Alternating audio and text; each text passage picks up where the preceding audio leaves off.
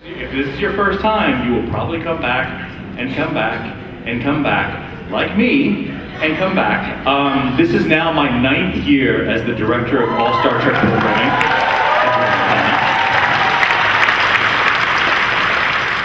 To this day, I'm still the only actor to go behind the scenes to work at a convention in the history of conventions. And you have chosen, for all you newbies and all you returning attendees know this, you have chosen the best convention to attend in the world.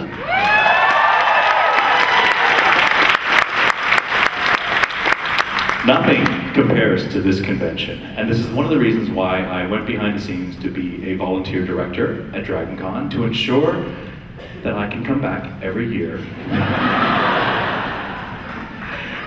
and not have to wait for 6 years. So I came here in 2003 for the first time as a guest. 2009, I showed back up again 6 years later. I asked every year, 04, 05, 06, 07, 08, please let me come back. And they were like, no, no, no, no. We've got to invite TNG people, DS9 people, blah, blah, blah, blah. And finally, I get back 2009. I'm on stage. The Trek Track director at the time, who had been the director for 17 years, was sitting at the edge of the stage. And I said at the end of my panel, it'd be great if you could have me back as a co-host or something next year, maybe. He rolled his eyes, and he was let go that year. Not because he rolled his eyes, just because other things. And I wrote in an email immediately saying, what do you think of me as your Trek Track director? And they thought, is this an April Fool's joke? I said, no, I just want to ensure that I'm here every single year. I don't want to wait 6 years to come back again. And they said, we'll give you a trial run. And I think I'm still on my trial run right now, 9 years later. All right. Welcome to Trek Track, everybody. Thank you so much for appearing here. For the newbies out there, Miss Star Trek Universe is on Sunday. You'll really love that if you haven't seen it, so come on by. And you are now attending the Star Trek Alumni panel. So we have some different actors from different series here, starting with Mr. Walter Koenig from the original series.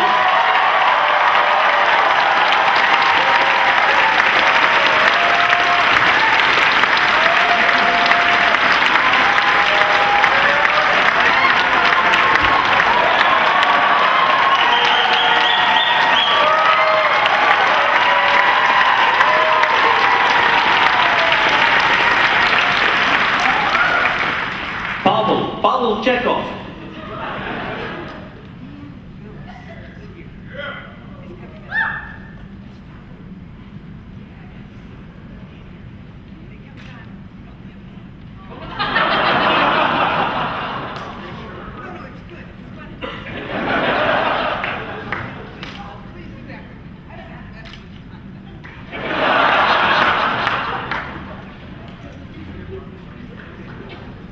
Hey, there's a remote mic there. Did you want to say anything? No?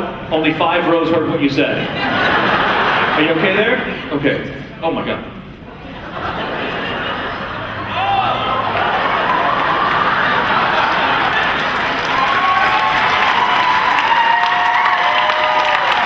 Okay.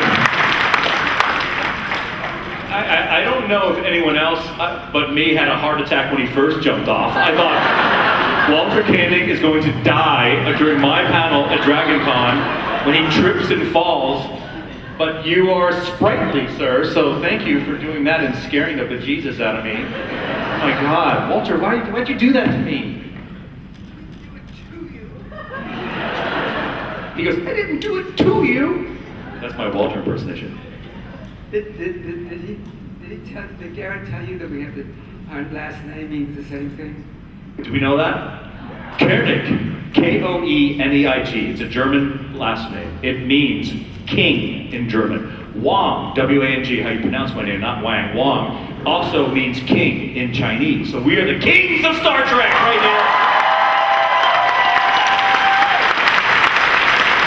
All right, without further ado, let's bring in our next guest. He's been on almost every single Star Trek ever. He's known as Q, Mr. John Delancey.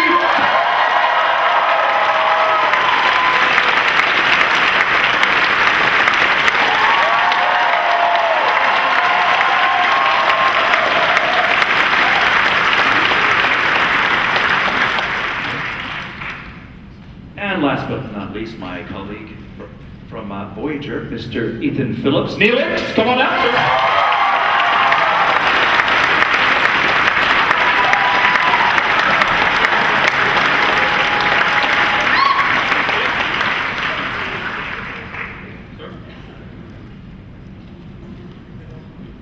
feel like I'm about to take a test here.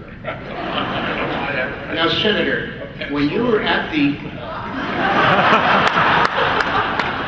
Oh, hijinks of... No.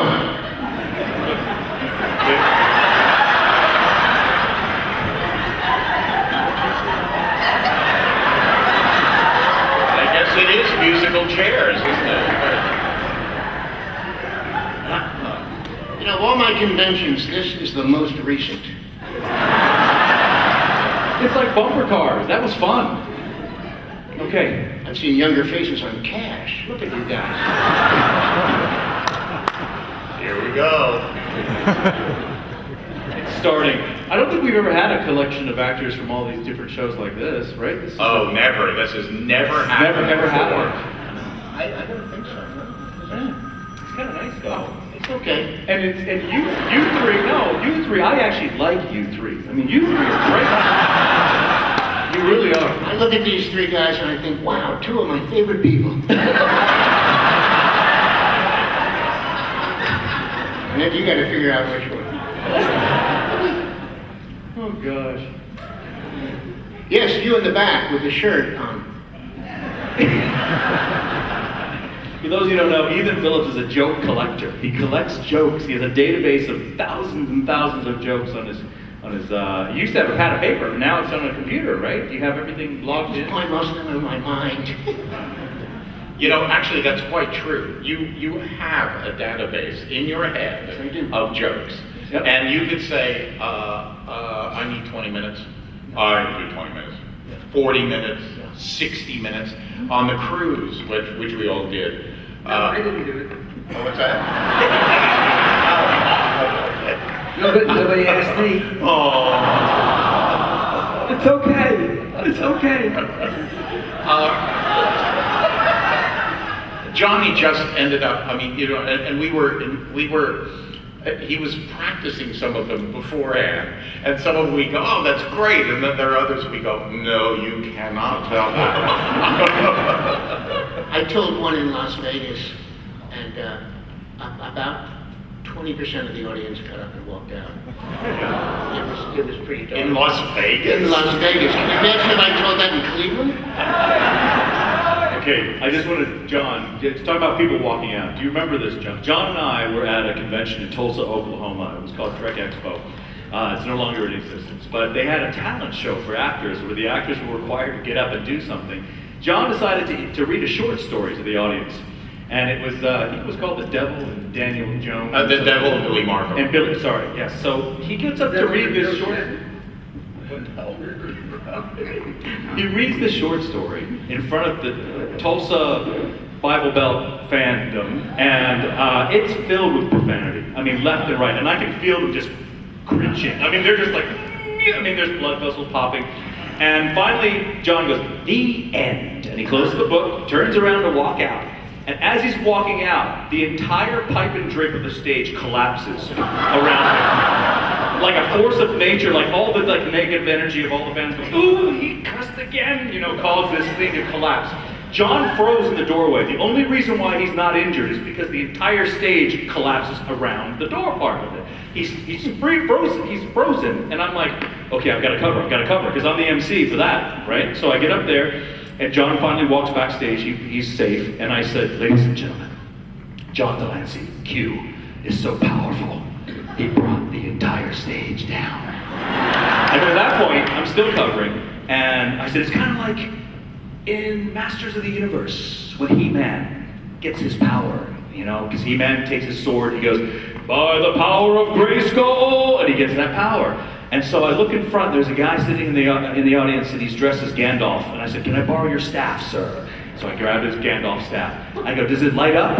And he goes, yeah, just click it. I click it, the top gem lights up the crystal. And I said, it's almost like by the power of the Lancey! And I hold up this staff, and everyone's laughing their butt off. But the funniest part of the story is the next day, I'm doing a Q&A, and this one fan raises his hand. He says, yeah, we were at the talent show last night. I go, yep. Well, when we left the show in our pickup, basically our pickup truck broke down. I went, okay. So we tried everything to fix it. It wouldn't fix. So we decided to call on the power of Delancey. So two of engine, and we said, by the power of Delancey, start! And sure enough, our engine started. Now, I started to tell this story at various conventions, John, and the emails that came in were incredible. People were coming in saying, I was out of work for 9 months. And I sent in this one last resume, and I said, by the power of Delancey, grant me a job. And I got a job. I mean, left and right, the Church of Delancey was born. The placards are wrong. As John Anyway, go on, Gary. Well, we should have people asking us questions. They should, I'm sorry. Yes, we have people queued up for questions. Where are they? Are they there, miraculously? Thank you. Don't be shy. Come on up. Now you're silent. I asked you to be silent when Ian came on. No, they wouldn't do it then. Yes, come with your questions. Justin, can you hear me? Yes. All right, so first of all, Mr. Koenig, I first saw you in Cyclor. Thank you for scaring the hell out of me in Babylon 5. My question is for John Delancey. So... All right. Okay, that was just what? It was like, Mr. Koenig, thank you. I will channel Walter, though. Well, in Cyclor, he scared the hell out of me. Q, you were just annoying. It's a compliment on your acting. So, spoiler alert for those who don't know, Q basically caused the Borg War. And my question to you is, do you think Q will ever be capable of actual, true remorse for what happened to Picard? I'll take that.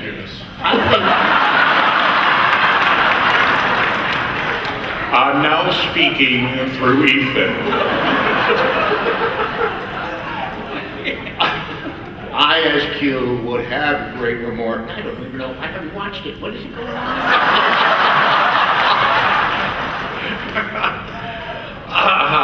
Remorse for Picard?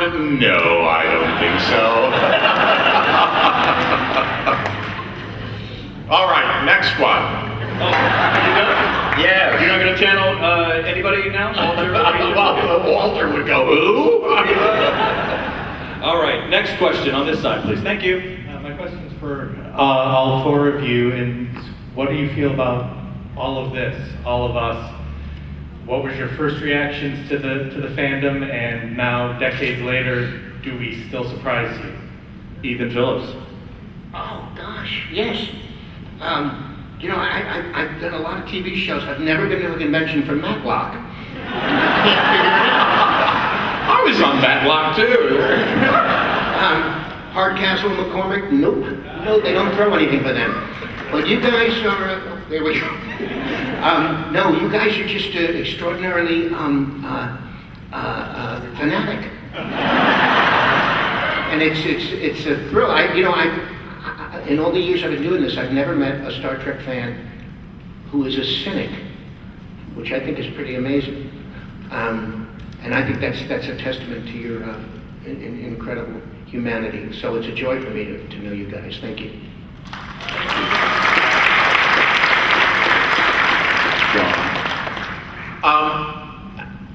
I'm constantly surprised, I guess.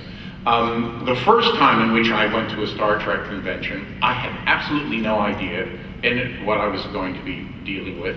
And it was in Florida, and it was, I don't know, in August or something like that. And everybody was dressed up, and I went, oh my God, it's like it's Halloween or something. And I came on and I spoke, or was asked the questions. I think it's really amazing that a show could create such a large umbrella that would include so many people, so many diverse people, so many people who are interested in so many different things. And I see day in and day out that everybody, at least within the Star Trek community at these conventions, is really helpful and really nice with each other. And if there is anything about this which is hope for a better future, I think we end up doing it on these weekends. So I'm really happy to be involved.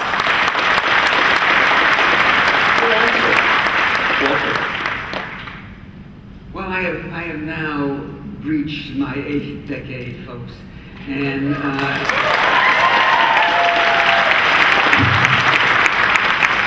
as a consequence, I do a lot of reflecting. That's what happens. The older you go, the older you grow, the more you remember the old times better than you do the more recent times. And I really never had the right personality to be an actor. I always had a lot of problems with self-esteem, a lot of concerns that I would never really achieve anything. So how fortunate for me to get involved in the one show that carried me for 55 years. I mean, you folks have been the reason why I'm still around, and your parents and your grandparents. So I just find that how lucky I am. I mean, I'm talking from a very selfish, personal point of view. I can talk humanitarian and the fact that we still,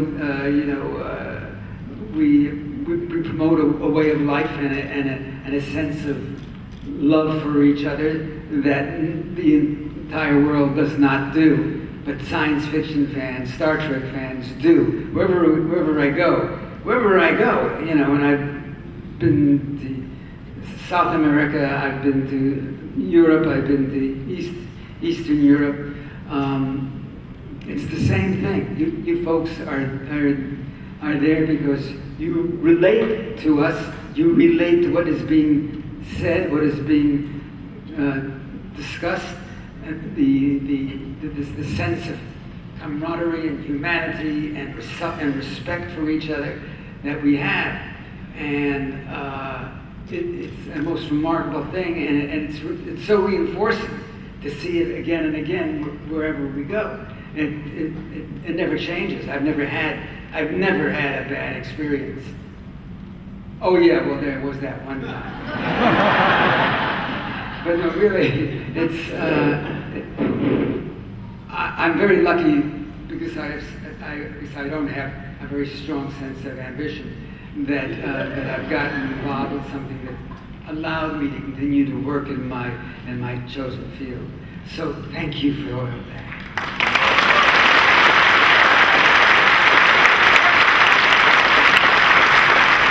Thank you, Walter. For me, I've always been a sci-fi fan. I've always loved science fiction. From the very first sci-fi I saw, which would be 1977 Star Wars when I was 8 years old. So, and I do believe that you can have love for Star Trek and Star Wars at the same time. I don't think that's but I fell in love with all things sci-fi at a very young age. Getting on the show, I was the first Voyager actor to do a convention. We premiered January 16th of 1995 on a Monday. That Friday, I flew to my first convention. Now, I was replacing Kate Mulgrew. Kate Mulgrew was supposed to be at the convention, but she got sick. So they called me on a Wednesday and said, "What are you doing this weekend?" I said, "Well, not much. Do you want to come to a convention?" I said, "Where?" "Minneapolis, Minnesota." Remember, this is January, okay? I get to Minneapolis, and it is the kind of cold where you think that maybe your eyes will freeze, Maybe anything that is liquidy, sort of saliva, everything will freeze. It's that cold there. And I didn't know how many fans were going to be there. I thought it was going to be a small, intimate gathering of about 75 people, right? Well, I get a knock on my door right before my panel, and it's the head of security for the convention company. And he says, Mr. Wong, my name is Keith Ortiz. I'm head of security for the convention. I'm here to escort you to your panel. And he's wearing a suit, got the whole CIA little earpiece thing in there, right? We start walking. It's me, Keith Ortiz, my girlfriend at the time, and my manager. We're walking along these corridors, these plus 15s through Minneapolis downtown, and it's a lengthy walk. And while we're walking, he's literally talking into the earpiece. Eagle 1 to base. Come in, please. Yeah, this is base. I have the package, Mr. Wong. We're heading towards the panel. Does Mr. Wong have the package? That's the Ooh, boy. That's from your show. Okay, so we're walking along. He's talking to other Eagle. What is it? Eagle 1 to Eagle 3. Yeah, Eagle 3 here. Go ahead. Yeah, we have eyes on you. So I'm like, eyes on, where are they? So we're walking. Now we're right before we're about to get into the area, and he's like, Eagle 1 to base, I have Mr. 1, we're at the doors for the panel, we're ready to go. And at that point, I look at Keith Ortiz, I said, how long is this Q&A, this panel? He's like, approximately 1 hour, sir. I said, oh, well then I've got to go to the bathroom. And he goes, no, you may not. Because they were on a time schedule. He'd already told base that we're waiting to go. They're ready to go. He goes, no, you may not. At which point I looked at Keith Ortiz. I said, yes, I may. And I started running. Now Keith is running after me. He's like, Eagle 1 to base, abort. Mr. Wong is after me to the restroom. He follows me into the restroom. Okay, he's still talking to them. So I'm at the urinal doing my business. And He does have the package. He has the package.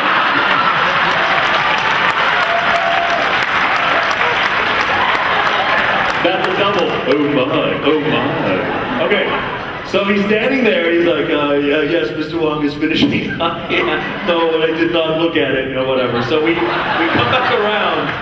back around. And he says, he goes, okay, we're finally ready to go. And you hear the announcer inside, put your hands together for Ensign Harry Kim, Garrett Wong from Star Trek Voyager. They open up the doors, and instead of 100 or 75 people, there are 5,000 fans sitting in there. All the way to the end, the people in the back are tiny ants. I can't even make out if they're male or female. And they're applauding, they're screaming. I feel like I'm Mick Jagger, and now I'm nervous as hell. I'm walking on stage, and my whole body is shaking with 5,000 people. And I get up to the microphone, and I start thinking, okay, I can do one of two things. I can take my fear and shove it down and hide it, which never works, right? Or I can acknowledge it in front of everyone. So I said, I'm gonna take the latter, and I looked at everybody, I grabbed the microphone, and I went, whoa. I said, I'm so nervous. And the minute I said I was nervous, I kind of, it cut through the nerves, and I said, I'm so sorry, I didn't expect this many fans to be here, thank you, and I'm so nervous, and that's how my con career began. So I did 17 conventions before anyone on Voyager did one. So I was the young pup, but I was the Yoda of convention going. They were like, ask me a question about conventions you went. So I was ready to do it. But I'll tell you right now, the greatest thing about Star Trek and Star Trek fans is that the passion is there. And also, Star Trek is a show that I think all the actors here have experienced this. We've all had fans come up to us and tell us that at some point in their life, they were in a very, very dark place. And Star Trek provided that light at the end of the tunnel. And it's something that moves me, and it moves, obviously, the fans that come to tell us that. But to know that a show has the capability to lift people out of depression, to lift people out of a trajectory towards possible suicide, whatever it may be, is amazing to think about that. You know what I mean? I mean, there's no other show like that on television, right? So think about that. Thank you. Star Trek is must-watch TV. It really is, And I always think about maybe all the major world leaders should be strapped to a chair and be forced to watch Star Trek. Right there. Sit down. You're gonna watch Star Trek. Right? Anyway. Next question, yeah. Hi there.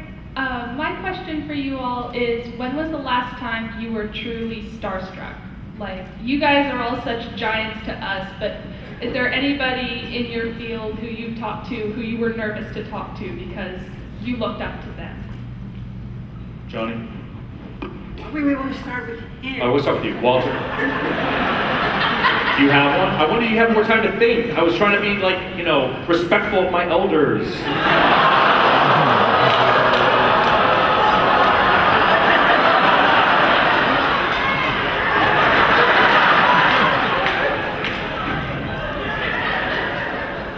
Well, you're definitely not my elder, that's for sure.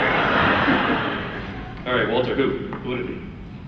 Marlon Brando. Oh, great choice. Yeah, and I made a total fool of myself. What is it? As one must when in the presence of somebody like that. Wow. I was standing in the line at Jerry's Delicatessen and to pay my bill. And there's a man standing in front of me. And I'm looking at his back, and he says, that looks a little bit familiar. And then almost on cue, he turns profile so that I can see the face. And I said, my God, it's Marlon Brando. And so I lean over and I say, "You'll always be a hero to me."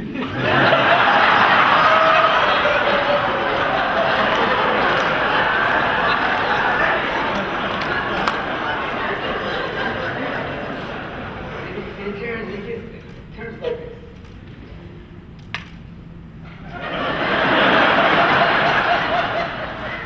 And he's waiting to see where the knife is, but you know. And that was bad. That was really bad. But I compounded it. I made it worse. I found a way to make it worse. And how I made it worse was he paid his bill. Of course, he didn't speak to me. He paid his bill. He was on his way out, and I looked, and his wallet is on the counter. I go, Mr. Brando! And I grab the wallet, and I run, and I give him the wallet. A total moron. I mean, I'm absolutely a total moron. And he takes it and sort of tries not to look at me and then leaves. And I'm standing there like, you know, like I'm 9 years old. But I got to give Mr. Brando his wallet, so I could. And that's not That's an awesome story. Could have kept the wallet, just put it on eBay too. Thank you. Mr. Delancey, who's your star-struck moment? I spent. John, tell him it was me when he first met me. I spent the night in the Oval Office with Barack Obama. We were watching old science fiction movies, and then he and Michelle, my wife, we played Twister until about, I don't know, 1 o'clock in the morning, and then slept in the Lincoln bedroom, and I mean, I was sort of in awe most of the time,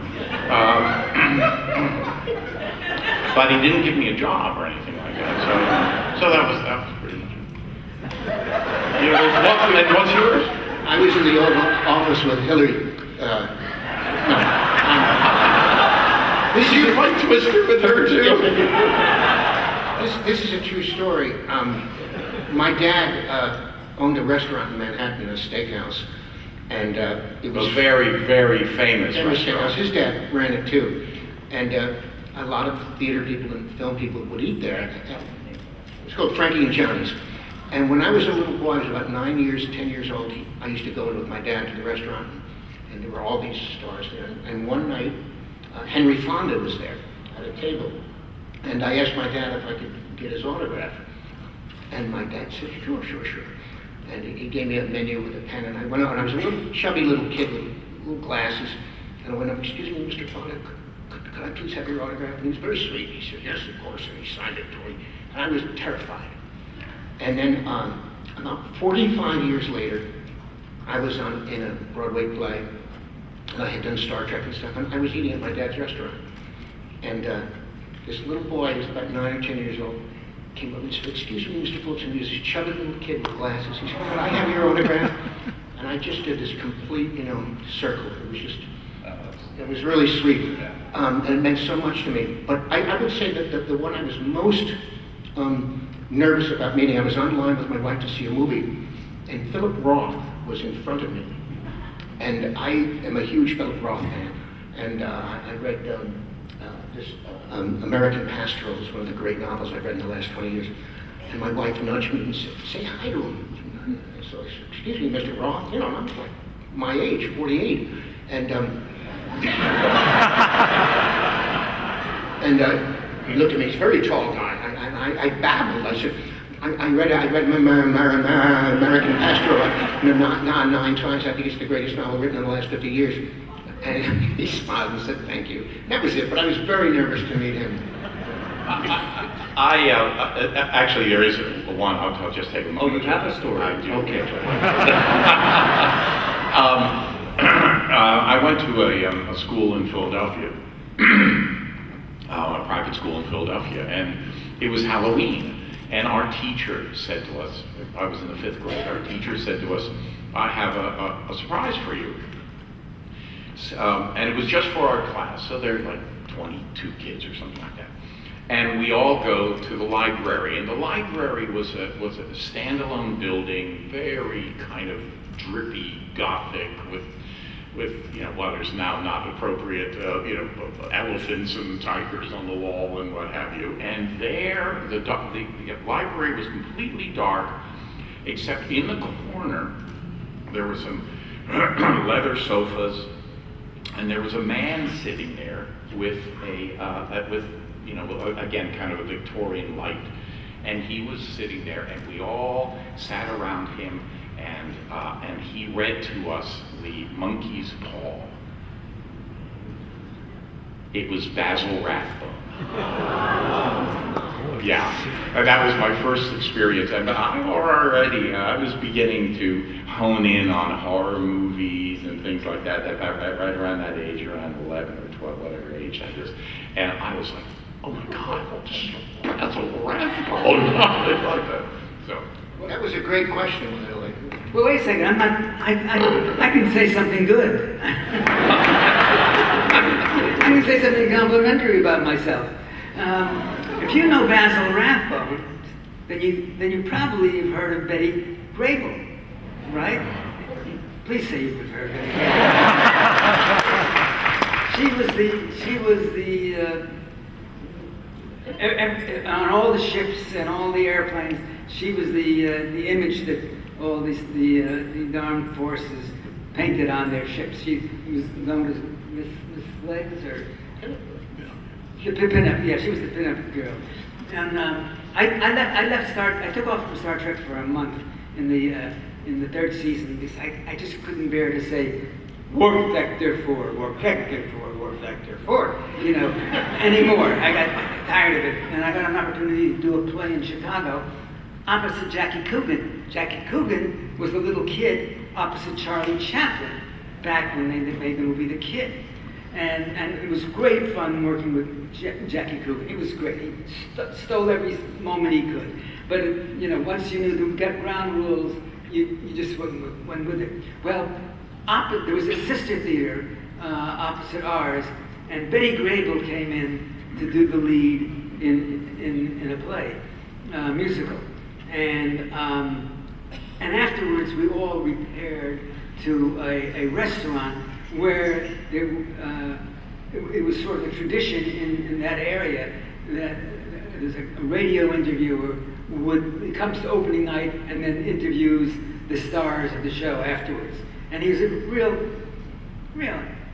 jerk. He was a real jerk. He had a reputation for being a jerk. I think he wallowed in that reputation. And he was going on and on. And it turns out that Betty Grable and Jackie Coogan had been married when they were like 18 years old. And he turns to me and he says, I bet you never even heard of Betty Grable. And first he said to them, how is it you guys still have the hots for each other? Which I thought was so coarse.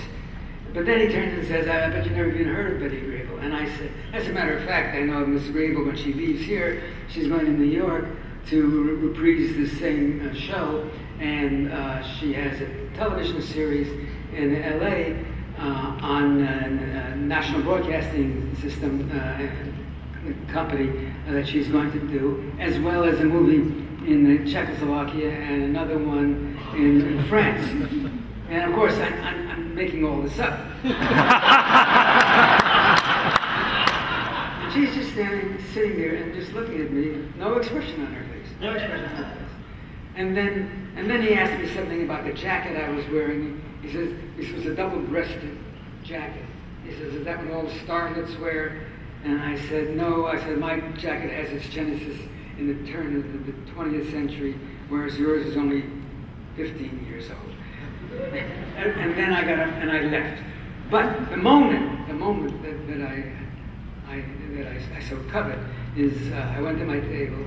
And then I had to go to John, and they broke up because they were on the dais. And they broke up, and I crossed paths with Betty Grable, and she took my face in her hand and said, baby, you got class. You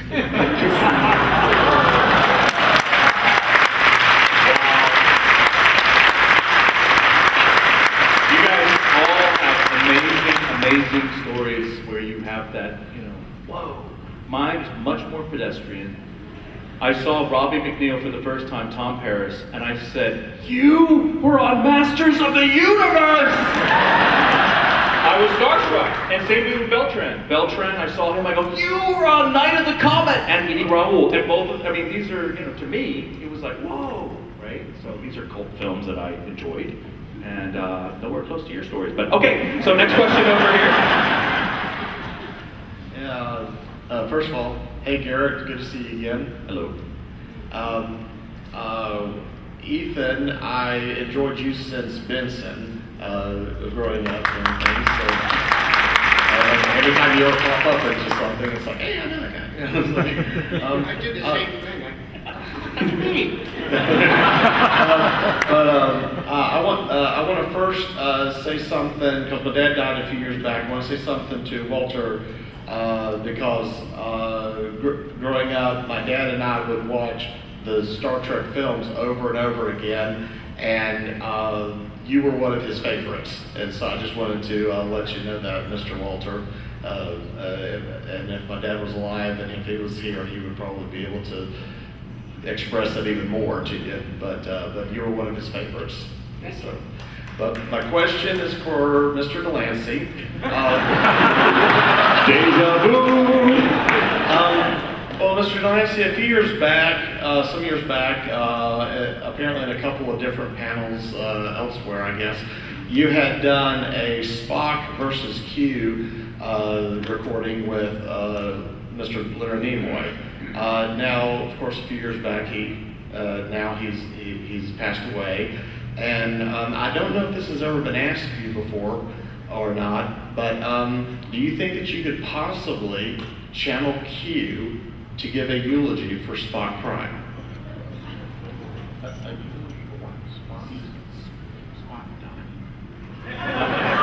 How was that a eulogy for what? For Spock. For Spock. Oh, you mean now? If possible. You mean after I'm finished with my eulogy for McCain later on in the day? No, I can't. I mean, I worked closely with Leonard. I really grew to like him a great deal. I learned a lot from him. We had a very nice time producing the alien voices that I guess I am doing the eulogy. A very nice time producing the alien voices stuff, and after about 4.5 years or so of that, we came to the conclusion that we had moved from creators to sellers of a product, and that we were both really not salesmen. There were other people who did it better than we were, and so we closed down the operation in a very happy way. And I saw him not too long before he passed away. He would come over to the house occasionally for dinners. I would certainly go over there, and when I got back from my very long trip, where I sailed to the South Seas and back, he was one of the first three people who I talked to. I mean, we had lunch together right after that, and so I miss him, and I miss him. That's it.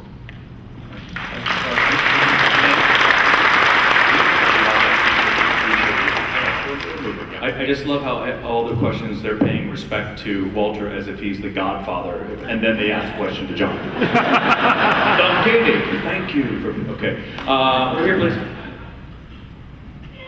This question is for Garrett, Walter, and Mr. Phillips. Over the past few years, y'all have been doing voiceover acting for Star Trek Online, which I just wanted to thank you all for that very much. We really enjoyed hearing it. But I also had a question, how was it reprising your roles after so many years? John? Not difficult. You know, I spent 7 years doing that, so even though it was, I think, about maybe 12 years later that I did the voice, I found it, I did no preparation, I just knew who he was. It was just me, you know. I've always felt acting was just kind of a relaxed revelation of who you are in the circumstance. So for me, it was just stepping right back into that kind of mindset of the moment. And it's a good question. Voice acting is a little difficult in some ways because, especially for a video game, because it really thrashes your voice. But this was more, it wasn't as dynamic as some of the games I've done, so it was easy on my voice. And I never did anything with my voice to be Neelix. So it just was stepping into it. It was relatively easy. Thank you, though, for asking that. Walter?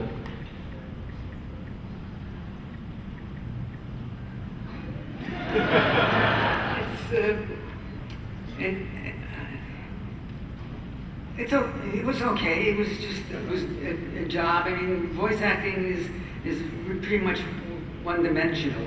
I would never recommend a child to start acting in voice acting, for example, because it's not realistic. It's over the top. It's to emphasize things.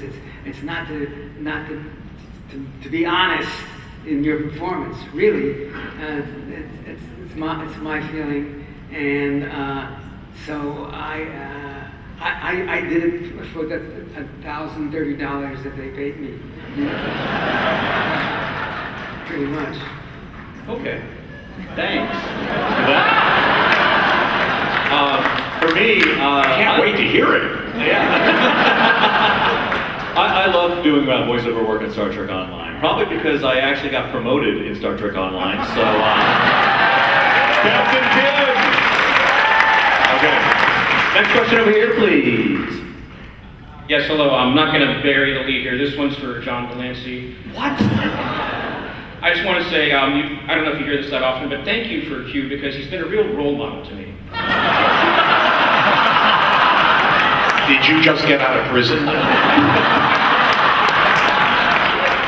Seriously though, the one line in Deja Q is going to stick with me forever. When he just flippantly says, change the gravitational constant of the universe. It's taught me a lot about just not giving up and always trying to find a solution for every problem that exists. So thank you for that. My question is, why Q? Like, why not any of the other letters of the alphabet? Like, was Q just a weird random letter that Z wasn't good enough? Well, actually, there is an answer to that, and the answer that I got from the horse's mouth, as it were, Gene Roddenberry told me that he wrote. Actually, I saw the postcard. A friend of his, Janet Quatrain, I think that's her name. A woman in Scotland showed me the postcard from Gene saying, "I'm sitting down to write an extension of the first, the pilot, and I'm going to name a character after you." Thank you. No, that's true. That's true. No, it isn't. Wait, really? No, it's true. It's true. It really is true. Believe you. No worries. It's changed the gravitational what of the universe? Change the gravitational constant of the universe. Thank you. This is going to be my saying for the rest of the year. Okay. Over here, please.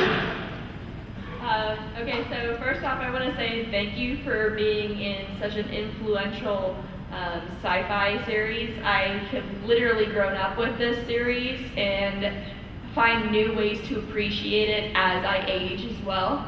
My question is, what's your all-time favorite, random event from set? What did you enjoy most? Yeah, Walter? Ethan? John? Guys, you're such babies. Come on, John. Oh, you know what? I sort of, what I liked was the fact that I only did 9 episodes in 3 different shows. But as time went on, I began to really know the face of the audience, and it's really helpful when that becomes the case. When you do a play, you get that in your mind. And so this is kind of a big, umbrella thing, is that I just enjoyed getting ready to do once a year a show and coming in very much with the face of that audience in mind as I was performing whatever the stuff was in that episode. So for me, that was something, as an actor, that I enjoyed. Okay, so I'll give you a moment, a favorite moment, because I tend to think in those terms. We were doing Star Trek 4, and there was a scene where George, that's George Takei, and Jimmy doing Scotty, and DeForest were walking down the street. It was an exterior, and it was in the morning, and they were looking for something. And they were rehearsing it, and George had decided that his business was going to be that as he walked down the street, he would look in this tavern, in this bar, not terribly significant business, really had nothing to do with anything, but it gave him something to do. So they rehearsed it, okay, let's roll, action, this is a rehearsal, and he'd come down and he'd look in, and 11 o'clock in the morning, there's a woman sitting on a stool at the bar, and she turns and looks at him and goes, and he takes that away, and that's his business. So we rehearse it 2 or 3 more times, exact same thing happens. Comes down, looks in, she waves at him. Now Leonard says, okay, this is action. And so George comes down, he looks in the window, and this time she goes,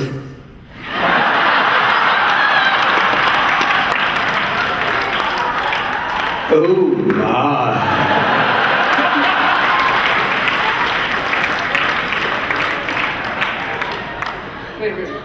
Yeah, this is a family oriented. Random Kids, that means yay! That's all it means. Go ahead, Eden. I wish I had been there. And a random moment that happened to me that's was really sweet and amazing was it was early on in the show, and I used to get to the set, to the makeup trailer at 3:30, 4 in the morning. I used to get to the set 3:30, 4 o'clock in the morning, and I was there, and I got my makeup put on. And the first scene was on stage 16, which required leaving the makeup trailer, walking a little bit, and making a left and going down a very, very long alley between two of the studios. And the sun was just coming up. It was relatively dark still. And I made the left turn, and as I made the left turn, way down at the end of the alley, I could see this other guy make a left turn. And we were coming towards each other. And as we got about maybe 20 feet apart, I realized it was Robin Williams. And he saw me, and he went, oh my God, I was all makeup. He said, oh my God, it's Mr. Gillicks. Oh, he's got a cooking out of his face. Oh, the eggs are getting bigger and bigger. Did this 15, 20-second routine just for me. And then when it was over, he bowed, he says, I love your character. And I went to him, I love what you do. And he gave me a big hug, and we smiled, and he walked on, and I walked back to Mr. Williams. I'll never forget it. Filming, I don't know what movie He was on the Paramount lot doing La Cage aux Folles. Okay, La Cage aux Folles. But evidently he came back to the set 5 or 6 times. He was standing in the board regeneration thing. He was doing all like he was a total fan tourist. Oh yeah, he came back over and over and over again. Yeah. My favorite moment, I had a lot of favorite moments, but my favorite moment with Ethan Phillips was, it's a lesson in perspective. We were filming at Bronson Canyon in Los Angeles, and it was hot, a very hot day. All the actors playing human, myself, Chakotay, Paris, we were all complaining about the heat. We're like, oh, it's so hot, bring us water, we need an umbrella. We were just complaining. 30 minutes into our complaining, Ethan Phillips finally says something. He's quiet the whole time. He goes like, shut up! Shut up! All of you, shut up! None of you is wearing a mattress on top of your head! And he was saying with such conviction, his fake teeth flew out of his mouth also. And that's when you know he's serious. When his teeth fly out, Neelix is serious. He's not going to play around. Yeah, All right. I remember that day was so hot. North Korea had launched a popsicle. But it's a lesson in perspective. You may think you have it bad, but somebody else has got it worse, you know. So we'll take another question, please. What side are we at? Right here. Okay. I'd like to know if any of you, I collect novels, autobiographies, and if any of you have any autobiographies, just say yes. And if there's enough time left, if you don't, could you volunteer the titles of the first 4 chapters of your autobiography? Mine is Shields Up in 30 seconds. Mine would be The Cheese Stands Alone.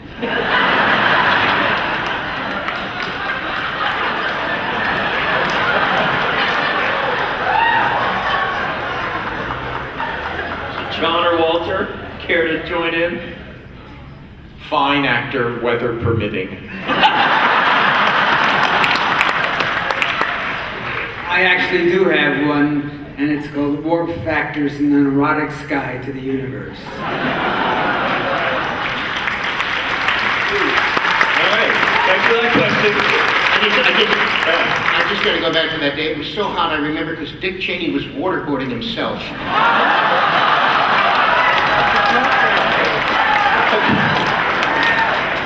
All right, over here, quickly. Gather yourself. We're out of time. Oh, are we at? Oh, they're telling you no more? Are we done, guys? Sorry. Aww. Okay. Hey, by the way, these gentlemen are going to be at the Walk of Fame, so if you want to come by, and if you didn't get to ask a question, you can ask a question down there and say hello, maybe get an autograph from these fine gentlemen. Thank you very much. Give a round of applause for Elliot and yourselves for being here.